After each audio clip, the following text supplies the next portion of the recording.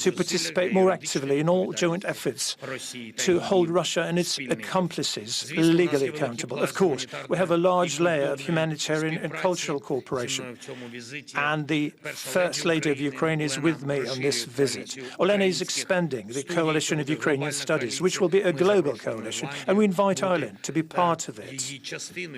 Today, 3 Irish universities joined our Coalition of Ukrainian Studies, and we thank you for that. And of course, I would like to express my special gratitude to the Government of Ireland, to all the communities of Ireland, to every Irish home that has sheltered our people here. It is not easy. After all, it has been almost 4 years of full-scale war, of challenge of these dimensions. But we're doing everything we can to ensure that our people can return country of peace. We're working towards this goal, and I believe that we can achieve it. I thank you for your respect for our people, for your respect for Ukraine, and for the fact that Ireland stands with us, not simply for political reasons, but because Ireland sincerely defends the rights of peoples to life, free and independent. Thank you once again. Glory be to Ukraine.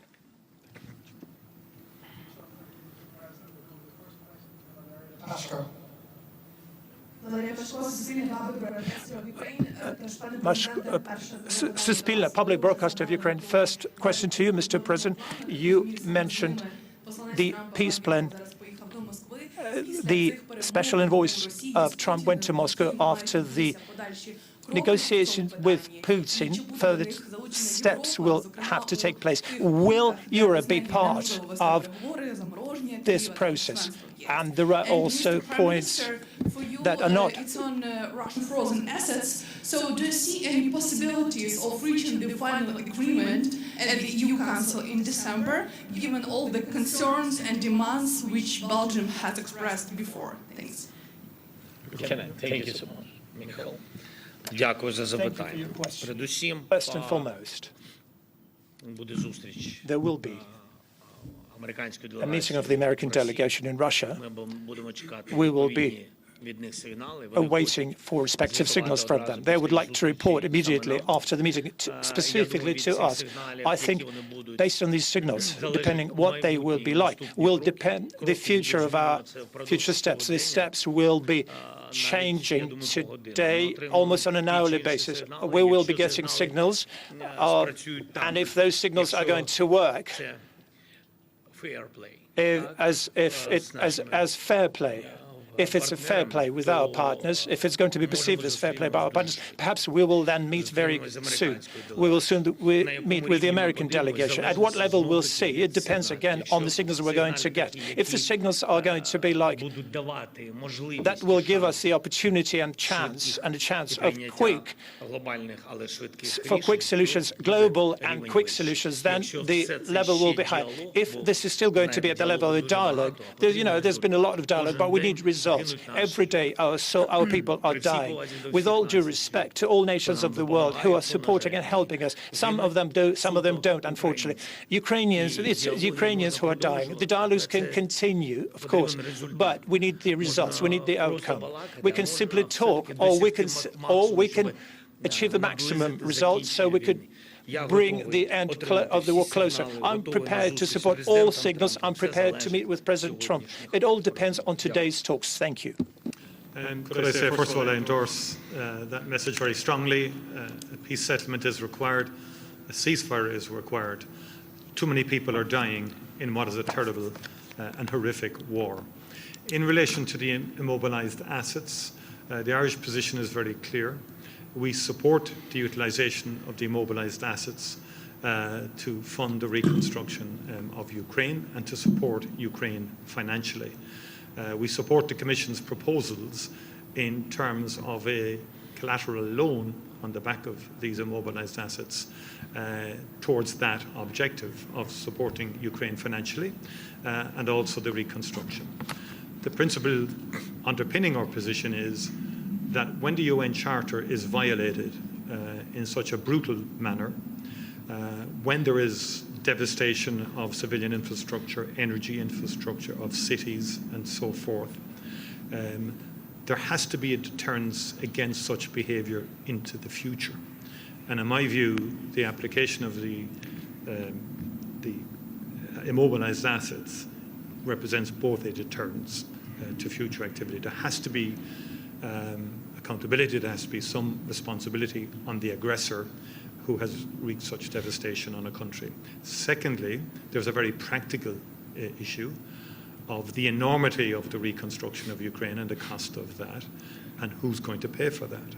It cannot just only be the European taxpayer. Europe did not start this war. Europe tried everything to prevent this war. European leaders, I witnessed their reports back to us when they pleaded with President Putin not to invade Ukraine. So that is our position. I hope that the December meeting will come to a conclusion. We fully respect the concerns of the Belgian government, fully respect, and these issues have to be ironed out, and it has to be a collective agreement across the European Union. And yes, it will be challenging to get that collective agreement, but Ireland's very clearly supportive of the Commission's position. Thank you. Next question to Paul Cunningham. Paul Cunningham from RT. Lascovo prossimo di Irlandi, pane Presidente. If I can ask you first, you mentioned the need for a fair and decent peace plan. Some believe that your Parliament faces a real dilemma, either a bad peace deal soon or a worse peace deal next year or the year after, given some Russian advances in around towns like Pokrovsk, which they claim to have taken. What's your response to that analysis? And Taoiseach, you mentioned about the big push for Ukraine to join the European Union. We have many tens of thousands of Ukrainians here who are on temporary protection. If they're going to be joining the European Union, can't you make a one-off to ensure that they will be able to apply for citizenship and they wouldn't have to wait 5 years, because at the moment the clock hasn't started ticking because they're under temporary protection? Thank you. Дякую за ваше запитання. Передусім хочу сказати, що простих рішень First and foremost, I'd like to say there will be no simple solutions. We understand that what's happening. We understand who we're dealing with. The question is, it's not about the complexity of decision making. Those who are capable of making these decisions will do that. I am capable of making decisions. It's important that this should be all open and fair and just. So there would be no game behind Ukraine's back. Nothing would be decided without Ukraine, about Ukraine, about our future. If we're talking about the guarantees for security of Ukraine, and there is a signal about the frame document, then we have to clearly understand what it's going to be like and how it's going to work. At least basic things. Because, you see, it's not an experiment for us. We're talking about our people, our living people. The Russians started the war, and there are no alternatives in this formulation. They started the war. The world is a witness to that. They came with the aggression to annihilate us. We stopped them. Europe helped us. America helped us. Russia has not managed to occupy Ukraine because of the resilience of Ukrainian people and strength of Ukrainian army, and of course our partners. We stopped them, and as the United States said, we stopped them shedding a lot of blood, and we fully support them. But we have to stop the war in such a manner that in 1 year Russia would not come back with a third invasion over the last 10 years. That may happen. That can happen, because that was their main objective. They have not reached their objectives to occupy our state. I'm not sure that their objectives changed. They could have postponed their objectives, but we need support, a defense for that. What will happen tomorrow when our soldiers will go back home?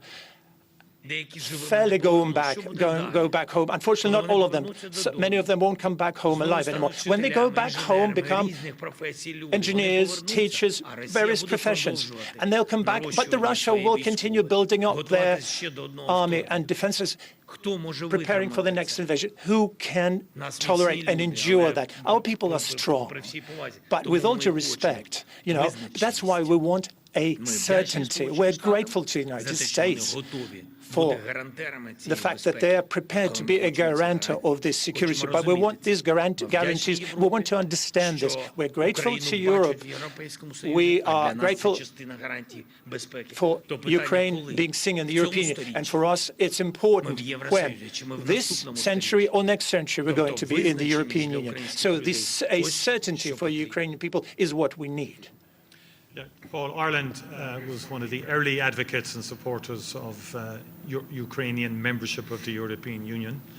It is a critical part of the future security of Ukraine, but also as a country that has experienced the transformative impact of membership of the European Union, we believe the Ukrainian people deserve to experience similar transformative impact of being a member of the European Union, and that would give freedom of movement to all Ukrainians and all Europeans, which is a very basic principle of the Union. We don't contemplate advancing that in advance of membership, although what we're endeavouring to do when we assume the presidency of the European Union in the latter half of next year is to accelerate the enlargement agenda. That is one of the key objectives for the Irish presidency, to see can we get chapters negotiated.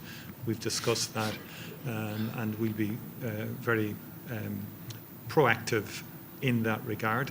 We will continue to engage with the Ukrainian community in Ireland, and obviously we understand it's under the BOTP at the moment, the directive, but obviously we're going to have to work with the Ukrainian community who've been here for quite some time now, since the war. Many have come, many have gone back to Ukraine or elsewhere, and many are contributing in terms of work and in terms of setting up businesses as well.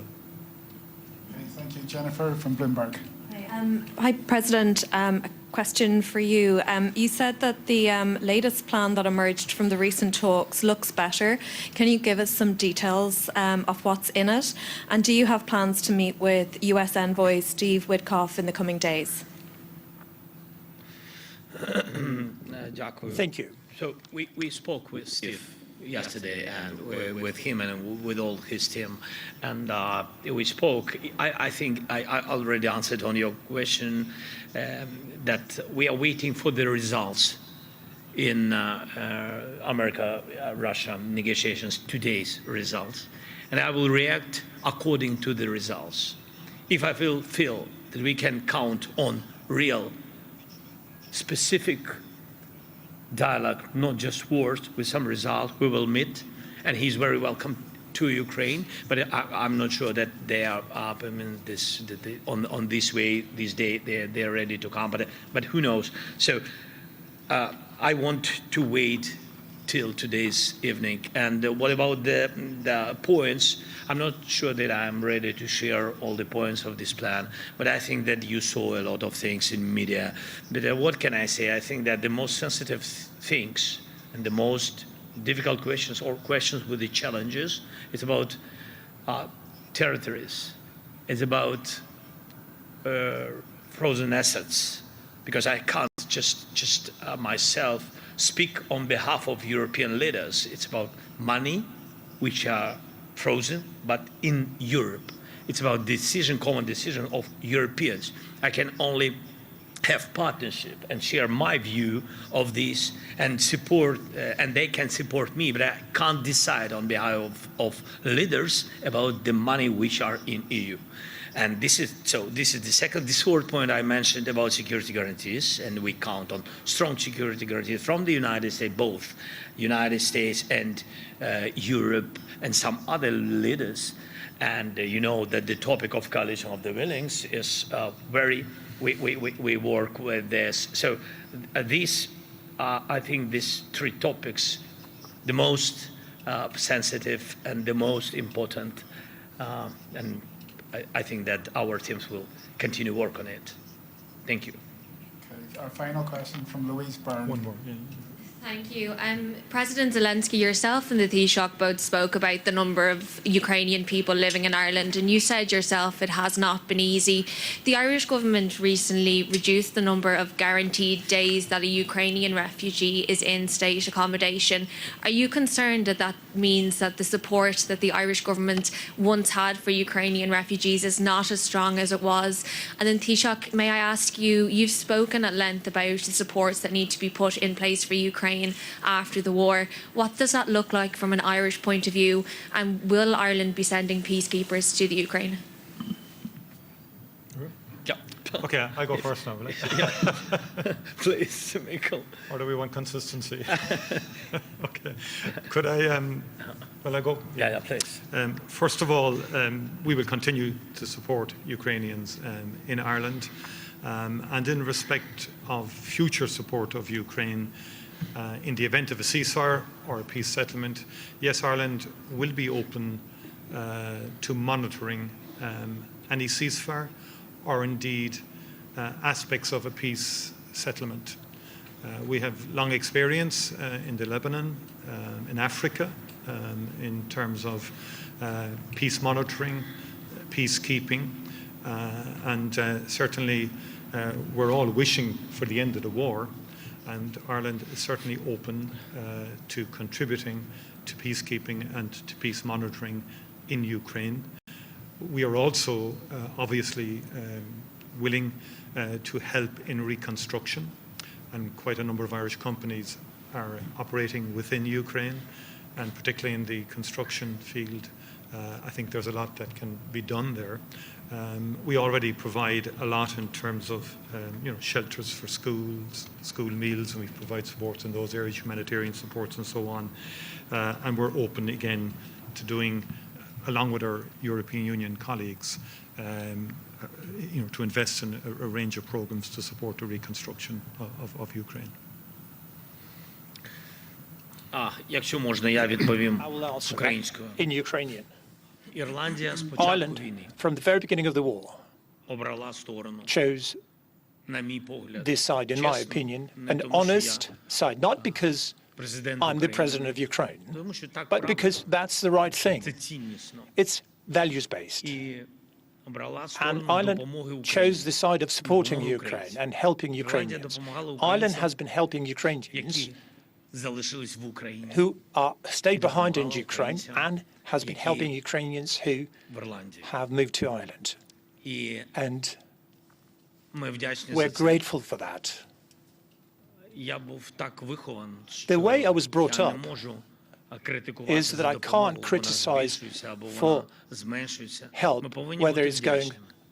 we're getting more or less. We should be grateful. Ми повинні бути вдячними і не We забувати should be про grateful це. and not Я дуже to вірю, що ви forget це about this. And робили I do believe не тільки для того, щоб very much that you've been doing this not just to help us а simply, робили тому, but що you've ви been doing this розумієте, через because що ми you проходимо. understand what we were going through. Розумієте це? You understand it, Я думаю, I історично think, historically speaking, і ціннісно.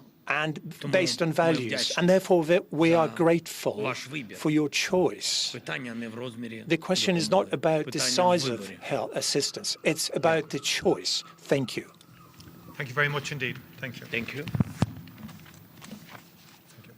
Thank you. You can. Oh, okay.